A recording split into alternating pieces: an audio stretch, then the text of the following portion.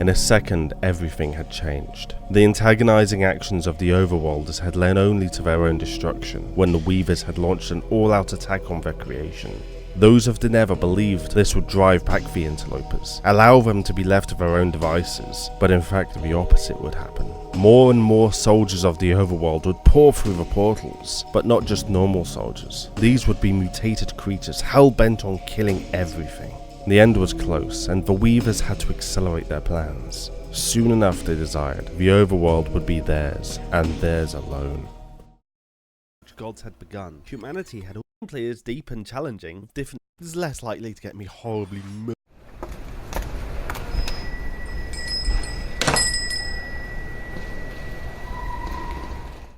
After the devastation wrought in the short but world-changing Blaze War, the cities of the Overworld were left in ruins. Millions were dead and civilization as it had been known was virtually extinguished. The survivors were persistent, however, and rallied together to come up with a new plan. All of the portals to the Nether had been destroyed bar one, and through that single portal may still come another attack that threatened to wipe out the Overworlders in their entirety.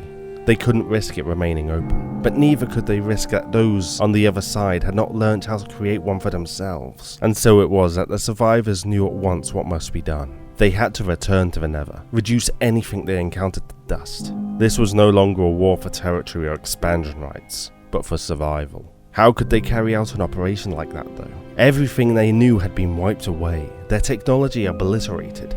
That was other than a few secret installations based far away from the zones of destruction, high up in the mountains or deep below the ground. Most were munition storage sites or research centers for experimental technology, all but useless now there was barely enough power left to fuel them anymore, let alone anyone to wield them.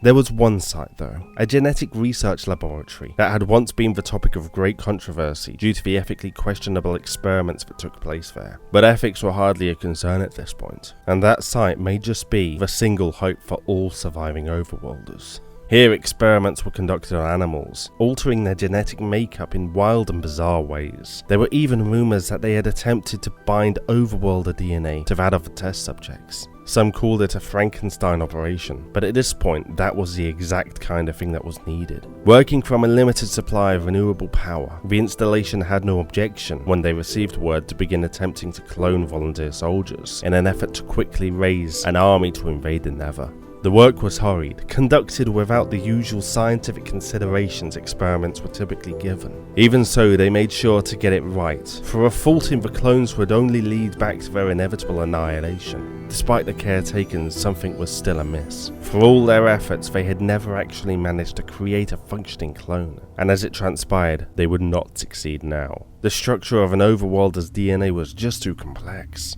A new approach was required, one that would break every ethical line they had not already crossed. The Overworlder's genome was too difficult to map, especially with such limited time, so they needed a simpler structure to embed within the basic Overworlder template. There were any number of animals that could potentially fill the role for this template, but only one that shared huge genetic similarities with the Overworlders: the humble pig. The scientists would gather up all the pigs they possibly could, with many of them having been killed just like their Overworlder counterparts in the blasts. Luckily, there was still a significant amount that could be worked with, and after a number of unsuccessful trials, it was found that an augmented virus was the most efficient way to begin the genetic change within the pigs. Therefore, pens of hundreds and sometimes thousands of them would be gathered together, and a compound would be released, infecting them all at once. Then, in small groups, they would be brought to specially constructed chambers, where the introduction of a high-voltage shock would accelerate their metamorphosis into a loyal creature with the stature of an overworld, but the features and intelligence of a pig. Unfortunately, something again must have gone wrong, because after a mere few hours the pigmen's bodies began to break down, revealing bone and muscle that rapidly began to decay. What's more is that in the rush to create these abominations, the containment pens had not been sealed properly, and a virus had managed to spill out into the open, potentially infecting every pig it encountered. This, though, was hardly a consideration at the moment, as despite their literally rotting bodies, the pigmen were still functional, and so each was prepared to be sent through one of the dozens of nether portals currently under construction. Seeing as virtually all technology had been destroyed and traditional metal mines had collapsed after the world-ending detonations, the Overworlders were forced to salvage any and all of their most precious metals, preferably gold, as it was easy to mold and forge into weaponry that could be given to the pigmen. After everything, the death, the destruction, the remnants of the Overworld would have their invasion, and it may very well be the last thing they ever did. In short order, portals began opening all over the Nether, more than the Weavers had ever seen, and out of them began to pour a seemingly unending stream of half-rotten, mutated creatures, wielding poorly forged or half-broken swords. The creatures were easy to kill, but their numbers were immeasurable, too many for the Weavers to contend with, and so casualties on both sides began to mount. Thousands became tens of thousands, hundreds of thousands, and more still.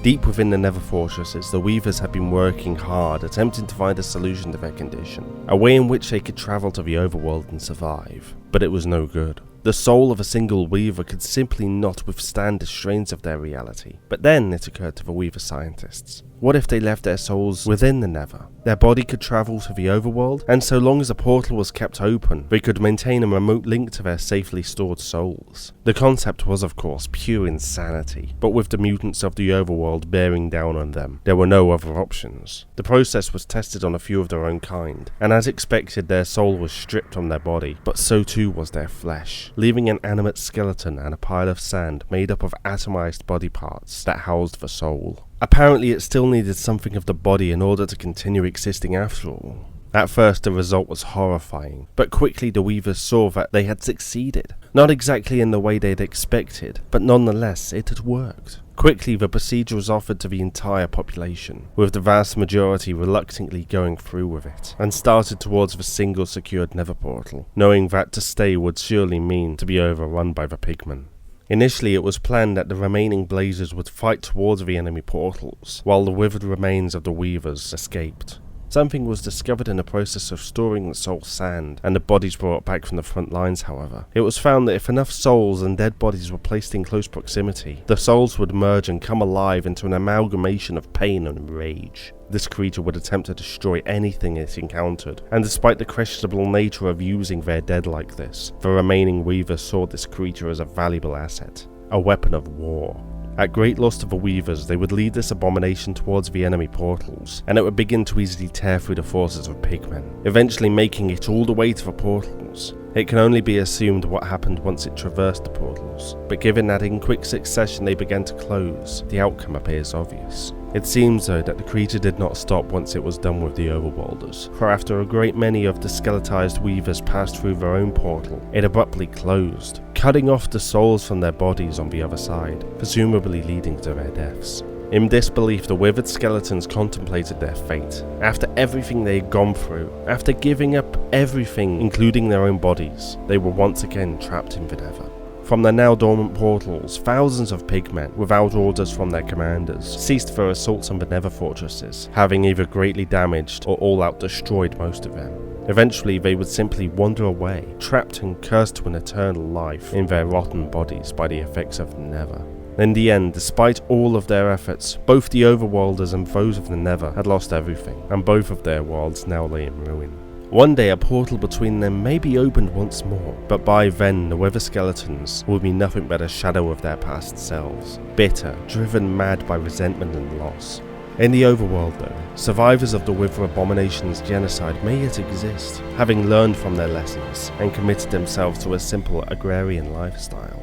In case they were ever to forget though, once in a while out in the plains, they may catch a glimpse of a pig that, by 1,000,000 to 1 chance, was struck by lightning, only to be transformed by the latent virus of old into a zombie pigman, and they will remember the errors of their ancestors. They will remember the massive loss of life that resulted, and they will remember to never, under any circumstance, open that doorway again, lest it mean the complete extermination of their kind and invasion of creatures from beyond the twisted folds of space and time. Hi everyone, I hope you enjoyed the video. If you did and want to support the channel, then please consider subscribing and hit that bell so that YouTube might possibly inform you when a new video comes out. If you want to go that bit further, please feel free to support the channel on Patreon or go and buy some merchandise on Spreadshirt and Teespring. Links are all down in the description. Other than that, have a great day and I'll see you next time.